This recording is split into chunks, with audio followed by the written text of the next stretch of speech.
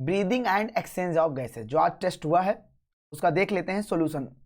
एक एक क्वेश्चन पे बात करेंगे। देखो पहला क्वेश्चन इसमें पूछा गया है, क्या कह रहा है एक question, condition which are favourable, जो फेवरेबल हो फॉर्मेशन ऑफ ऑक्सी हीमोग्लोबिन। तो ऑक्सी हीमोग्लोबिन कहाँ बनता है, एल्वियोलाई। ये पूछा गया क्वेश्चन इसी साल का है। अच्छा, एल्वियोलाई पे फेवरेबल कंडीशन, ऑक्सीजन ज्यादा होता है और क्या होना चाहिए, PCO2 partial pressure of CO2 क्या होना चाहिए, कम, तो टेम्परेचर कम, और उसके बाद हाइड्रोजन क्या होना चाहिए, हाइड्रोजन आयन क्या होना चाहिए, कम होना चाहिए। तो ऑक्सीजन ज्यादा बाकी सब कम हो तो ये फेवरेबल कंडीशन है।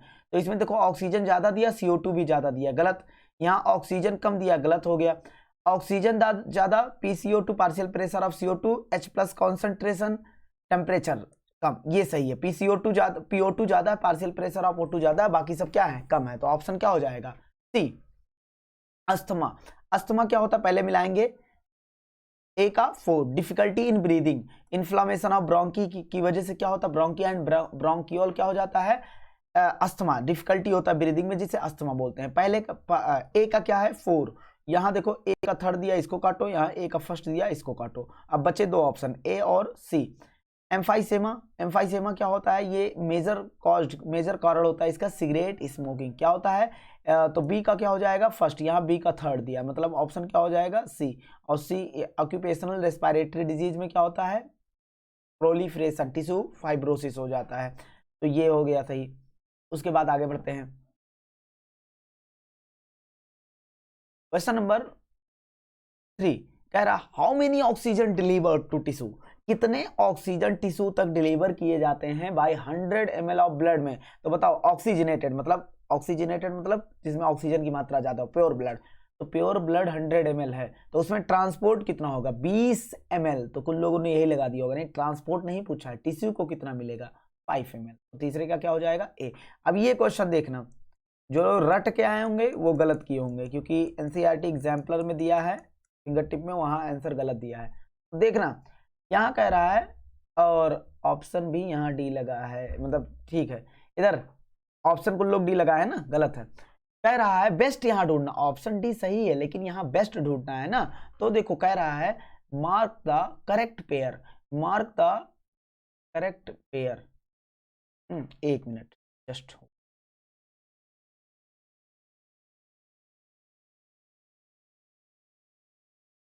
ठीक है यही पेपर। हाँ, कह रहा है mark the correct pair of muscles को ढूंढना इन्वॉल्व। नॉर्मल ब्रीदिंग कहा है, वो ब्रीदिंग नहीं कहा हमने, इसीलिए अलग से लिखाया था। नॉर्मल ब्रीदिंग में डायाफ्राम तो यूज होता है, साथ ही साथ एक्सटर्नल की एक्सटर्नल इंटरकॉस्टल मसल्स। ऑप्शन क्या जाएगा सी, लेकिन जहां लगाओगे वहां ऑप्शन डी दिया होगा।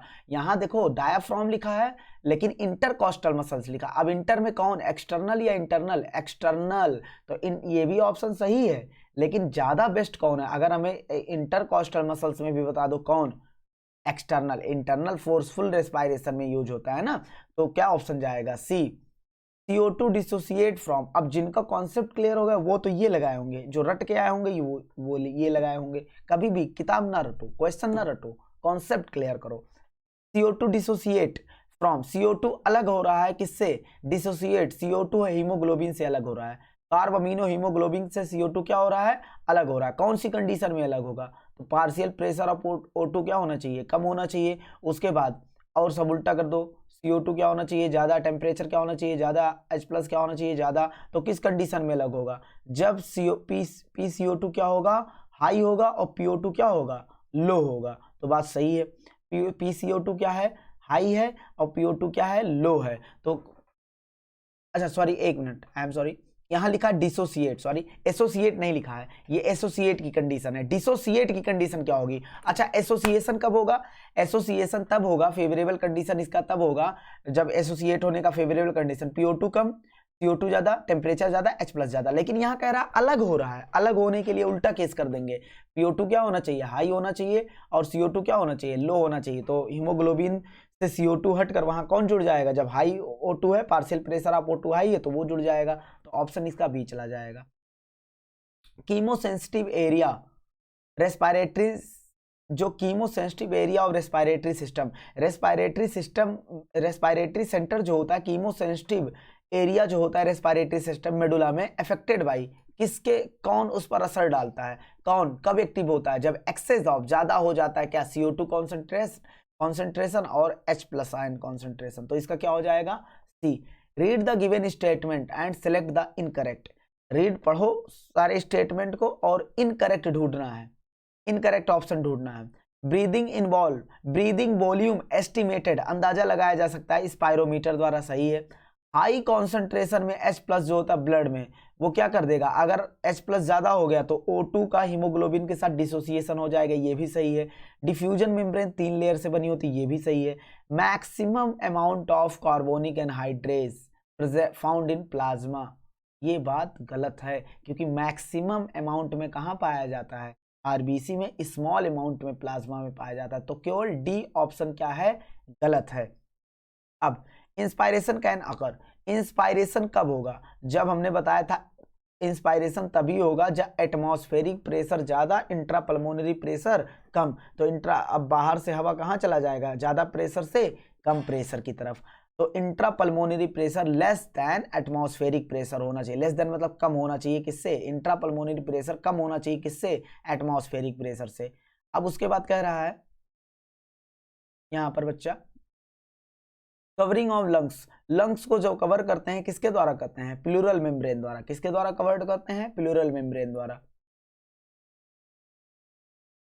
Mark the correct answer, correct answer को मार्क करो, चिन्हित करो करेक्ट आंसर। अब इसमें कुछ नहीं है, कह रहा है an on an average, average अगर देखा जाए हेल्दी पर्सन कितना ब्रीथ करता है, 12 से 16 बार, लेकिन वहां 1 मिनट, 12 से 16 टाइम 1 मिनट में, 1 घंटे में कितना करेगा, मल्टीप्लाई कर दो 12 से 12 और क्या कर दो 60 से मल्टीप्लाई कर दो, कितना आ जाएगा, 12 छक 72, 720 से 960 आ जाएगा। इतनी बात एकदम क्लियर है। तो यही स्टेटमेंट सही है।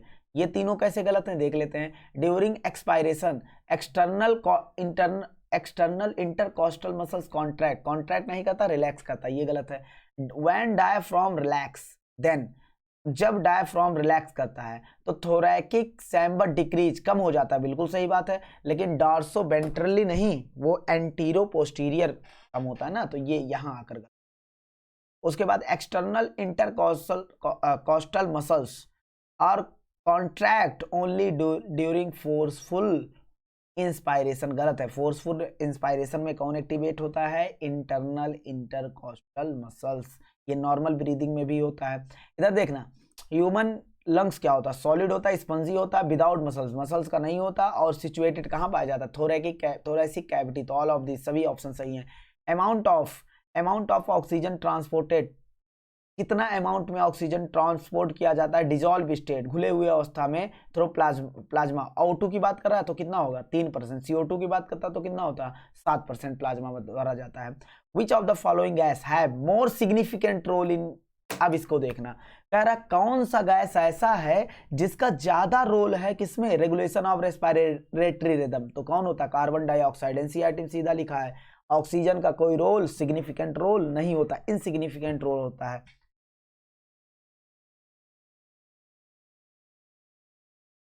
What is true for inspiration, inspiration के लिए क्या ट्रू है, तो देखो इट कैन अकर, ये हो सकता है इफ प्रेशर लंग्स में प्रेशर मतलब IPP वो कम हो, लेस देन, किससे कम हो, एटमॉस्फेरिक प्रेशर से। बात तो सही कही इसने, और ट्रू हमें ढूंढना है। इट इज इनिशिएटेड, इंस्पायरेशन कब इनिशिएट होता है, जब डायफ्राम कॉन्ट्रैक्ट करता है। During the process increase in volume of thoracic chamber, during this process जब डायफ्राम कॉन्ट्रैक्ट करेगा तो वॉल्यूम ऑफ थोरैकिक चैम्बर क्या करेगा, इंक्रीज करेगा। तो ऑप्शन क्या हो जाएगा, all of this. Breathing movement air जो होता है एस्टिमेटेड किसके द्वारा अंदाजा लगाया जाता है, spirometer. Partial pressure of CO2 higher in, कहां पर पार्शियल प्रेशर ऑफ CO2 ज्यादा होता है, तो टिश्यू लेवल पर कितना होता है 45, सबसे ज्यादा किस पर होता है, टिश्यू लेवल पर। अब देखो बच्चा, इसमें देखो IRB बताओ, इंस्पायरेटरी रिजर्व वॉल्यूम, पहले फर्स्ट का क्या हो जाएगा, ए का क्या होगा Q, ए का क्या होगा P। देखो ए का R दिया, इसको निपटा दो पूरा ऑप्शन, और यहाँ क्या दिया, ए का Q दिया, इसको निपटा दो पूरा option. FRC functional residual capacity, FRC में कौन आएगा, ERB आएगा प्लस RB आएगा, क्या आएगा RB। तो ये टोटल ERB कितना होगा, ERB होगा 1000 से 1100, ये क्या होगा 1100 से 1200, टोटल मिलाएंगे दोनों को कितना आ जाएगा 2200 से 2300। तो बी का क्या है, यहाँ दिया है Q, गलत हो गया, तो बी का क्या होगा S, तो ऑप्शन क्या हो जाएगा बी। RB कितना होता है 1200। इंस्पायरेटरी कैपेसिटी कितना, एक्सपायरेटरी, ई मतलब एक्सपायरेटरी कैपेसिटी, तो इसमें क्या जोड़ेंगे tidal volume plus tidal volume 500 1000, ये मान लो 1000 से 1100, तो क्या हो जाएगा 1600, तो डी का हो जाएगा R. What is the function of conducting part of respiratory system, जो रेस्पिरेटरी सिस्टम का कंडक्टिंग पार्ट होता है उसका काम क्या होता है, सुनो, उसका काम ये होता है ट्रांसपोर्ट, ये क्या करता है ट्रांसपोर्ट करता है एटमॉस्फेरिक एयर को टू एल्वुलाई, एल्वुलाई तक, क्लियर करता है from foreign particle, foreign particle से क्या करता है बचाता है, ह्यूमिडिफाई द एयर, एयर को क्या करता है ह्यूमिडिफाई करता है, ऑल ऑफ दीज हो गया। The diffusion membrane made up of, diffusion तो यहाँ के सब सही है ना, diffusion membrane made up of which of the following layer, कितने लेयर से बना हो, 3 लेयर, देख लो कौन कौन से, थिन स्क्वेमस एपिथेलियम का एल्वुलाई होता है, एंडोथेलियम यहाँ पर हमने कहा था क्या कर दो ब्लड, एल्वुलाई काट कर क्या कर लो blood, endothelium of blood capillary हो गया। Basement membrane between A and B के बीच में जो बेसमेंट मेम्ब्रेन पाया जाता तो ऑल ऑफ दीज ऑप्शन हो जाएगा। Lungs are made up of air filled sacs, air से भरा हुआ झोले जैसा structure alveoli, they do not collapse, एक दूसरे से जुड़ते, मतलब ये कोलैप्स नहीं होते, कोलैप्स मतलब ये चिपकते नहीं है, इवन आफ्टर फोर्सफुल एक्सपायरेशन, यहाँ तक कि हम जबरदस्ती सांस छोड़ देंगे तब भी ये नहीं चिपकते, क्यों, क्योंकि उसमें जबरदस्ती सांस छोड़ने के बाद भी क्या बचा रह जाता है रेसिडुअल वॉल्यूम, वो लंग्स को क्या नहीं करने देता, कोलैप्स नहीं करने देता। ये बड़ा अच्छा क्वेश्चन है, देखो ऐसा क्वेश्चन पूछ सकता है, कहोगे एनसीईआरटी में नहीं लिखा है, अरे बच्चा रिडक्शन इन पीएच, जब पीएच घटेगा तो बताओ मतलब 7 से 1 की तरफ जा रहा है, मतलब पीएच घट रहा है, मतलब H प्लस बढ़ रहा होगा, जितना ज़्यादा बढ़ेगा एसिडिटी बढ़ेगा, एसिडिटी बढ़ेगा मतलब 7 से 1 की तरफ जाएगा, मतलब पीएच घटेगा तो H प्लस बढ़ेगा, अगर H प्लस बढ़ा तो डिक्रीज हो जाएगा एफिनिटी हीमोग्लोबिन का ऑक्सीजन के साथ, तो ये टूटने लगेगा ना, तो ऑप्शन फर्स्ट सही है। Volume of air remaining in lungs, कितना वॉल्यूम ऑफ एयर, जो वॉल्यूम बचा रह जाता है लंग्स में इवन आफ्टर फोर्सिबल मतलब जबरदस्ती हवा छोड़ने के बाद जो हवा बचा रहा है उसे क्या बोलते हैं रेसिडुअल वॉल्यूम। अब यहाँ देखना रट के आ गए थे सब लोग, carbon dioxide content by volume in atmospheric air, तो कितना वॉल्यूम होता है 0.03%, ये प्रेशर कितना लगाएगा 0.3 mm ऑफ Hg, तो यहाँ प्रेशर 0.3 है लेकिन वॉल्यूम कितना है 0.03, हमने कहा था इससे बनाएंगे क्वेश्चन। देखो skin is an accessory organ, accessory मतलब जरूरी सहायक ऑर्गन होता है किसके लिए रेस्पायरेशन में, किसमें ह्यूमन में नहीं, रैबिट में नहीं, लिजर्ड में नहीं, किसमें फ्रॉग में। Volume of air that normally, जो नॉर्मली हमें इंस्पायर करते हैं लेते हैं, जो नॉर्मली छोड़ते हैं एट एवरी ब्रीथ, प्रत्येक ब्रीथ पे, उसे क्या बोलते हैं टाइडल वॉल्यूम बोलते हैं, क्या बोलते हैं tidal volume. Correct sequence of steps, अच्छा बताओ 5 स्टेप है रेस्पायरेशन के, सबसे पहला क्या, सबसे पहला है ब्रीदिंग, तो ये देखो पहला यहाँ दिया है तो पहले से स्टार्ट करेंगे। दूसरा स्टेप क्या है डिफ्यूजन, तो यहाँ थर्ड पे दिया है तो पहले के बाद क्या आएगा थर्ड। उसके बाद तीसरा क्या है ब्लड द्वारा ट्रांसपोर्ट होगा, तो तीसरा किस पे दिया है सेकंड पे दिया है। उसके बाद डिफ्यूजन फिर होगा O2 CO2 का ब्लड और टिश्यू के बीच 5वां, उसके बाद क्या होगा OT यूटिलाइज कर देगा, तो ऑप्शन क्या हो जाएगा सी, सीक्वेंस बताना है यहाँ पर। Which of the following statement is are true, कौन सा स्टेटमेंट इसमें से सही है। ईच हीमोग्लोबिन, प्रत्येक हीमोग्लोबिन कैन कैरी कर सकता है, प्रत्येक हीमोग्लोबिन क्या कर सकता है बच्चा कैरी कर सकता है 4 मॉलिक्यूल ऑफ ऑक्सीजन, ऑक्सीजन के 4 मॉलिक्यूल, तो सही बात है। अच्छा बाइंडिंग ऑफ O2 हीमोग्लोबिन के साथ प्राइमरीली किस पे डिपेंड करता है, किससे रिलेटेड होता है पार्शियल प्रेशर ऑफ O2। अब यहाँ देखना तो दोनों स्टेटमेंट सही हैं, चलो दोनों स्टेटमेंट सही हैं, ये चाहो तो काट दो क्योंकि ये क्या है दो स्टेटमेंट सही है और दोनों में CD दिया है, मतलब ये कहने का मतलब इसमें AB का जिक्र नहीं किया है। एवरी 100 ml ऑफ ब्लड, प्रत्येक 100 ml ऑफ ब्लड में can deliver 20 ml to tissue, गलत है, कुल लोग को सही लगा होगा। और कैसे सही लगा होगा, क्योंकि उन्हें लगा होगा कि एवरी, हाँ ऐसा तो एनसीईआरटी में लिखा, बच्चा एनसीईआरटी में ये लिखा है कि 100 ml ऑफ ब्लड कितना टिश्यू को देता है? 5 ml। ट्रांसपोर्ट कितना करता है? 20 ml का, लेकिन डिलीवर कितना करता है? 5। तो ये गलत है। ऑक्सीजन डिसोसिएशन कर्व जो हाइपरबोला नहीं सिग्मोइड है। तो ऑप्शन कितने सही है? ए और बी सही है। तो ऑप्शन क्या हो जाएगा बच्चा? सी। रीजन फॉर CO2 डिसोसिएशन, फिर वही क्वेश्चन रिपीट कर दिया। CO2 डिसोसिएशन किस पे होगा? CO2 अलग हो रहा है, डिसोसिएट हो रहा है, तो इसके लिए कंडीशन क्या होना चाहिए? CO2 इसका मतलब कम होगा। CO2 क्या होगा बच्चा? इसका मतलब कम होगा। और पार्शियल प्रेशर ऑफ O2 क्या होगा? ज्यादा होगा, तभी तो डिसोसिएट करेगा। Carbonic anhydrase is present in high concentration. Carbonic anhydrase किसमें हाई कॉन्सेंट्रेशन में पाया जाता है? आप कुल लोग लगाए होंगे ऑप्शन सी ना बच्चा, यहाँ लिख दिया है high concentration.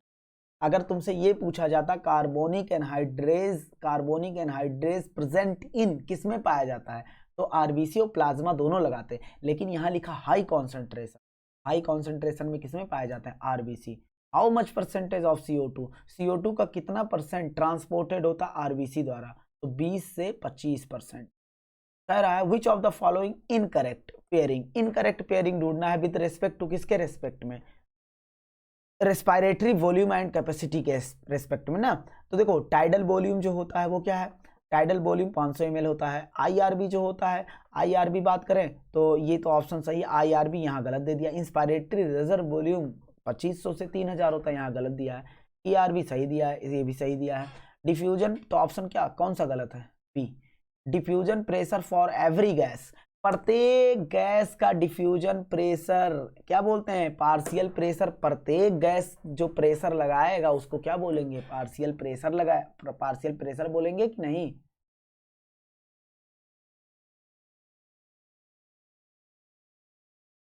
Consider the given figure, इस फिगर को कंसीडर करो, आइडेंटिफाई करो ABC। ए क्या है? एल्वुलस, एक एल्वुलाई को एल्वुलस बोलते हैं। बी क्या है? Systemic artery. और सी क्या है? Pulmonary artery. O2 dissociation curve कैसा होता है बच्चा? सिग्मोइड होता है। Maximum volume of air can be release from lungs. Maximum volume of air जो लंग्स द्वारा क्या कर सकते हैं बच्चा? हम निकाल सकते हैं। क्या कर सकते हैं? निकाल सकते हैं आफ्टर डीपेस्ट इंस्पायरेशन। तो समझना, गहरी सांस लो। अब क्या क्या निकाल सकते हैं? पहले तो जो जबरदस्ती सांस गहरी लिए थे, IRB निकालेंगे। क्या निकालेंगे? IRB। उसके बाद टाइडल वॉल्यूम निकालेंगे। उसके बाद अब जो जबरदस्ती रिलीज कर सकते हैं, जबरदस्ती क्या रिलीज कर सकते हैं? जबरदस्ती वाला ERB।